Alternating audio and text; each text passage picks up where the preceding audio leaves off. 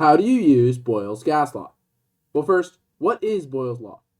Boyle's law states that P1 times V1 equals P2 times V2, where P1 and P2 represent pressure and V1 and V2 represent volume. Boyle's law essentially states that pressure and volume have a proportionate relationship.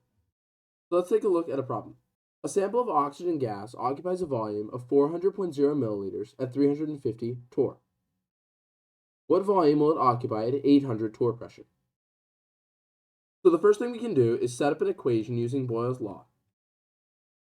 We can plug in pressure 1, volume 1, and pressure 2, as they are provided in the problem. Then we can use this equation to solve for the volume.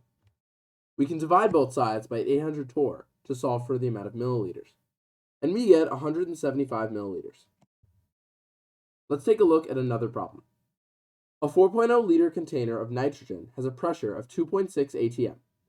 What volume would be necessary to decrease the pressure to 1 atm? Similar to the last problem, we can set up an equation using Boyle's law. We can plug in for P1, V1, and P2 using the values provided. We can then solve for V2. By dividing both sides by 1 atm, we can now solve for the amount of liters. And so, we would need 10.4 liters to decrease the pressure to 1 atm. Let's take a look at one last problem. A sample of carbon dioxide occupies a volume of 3.5 liters at 185 kilopascals pressure. What pressure would the gas exert if the volume was decreased to 2 liters? And so we are provided with P1, V1, and V2 this time, meaning that we must solve for P2. We can divide both sides by 2 liters to find the pressure in kilopascals that the gas would exert. And we get 323.75 kilopascals.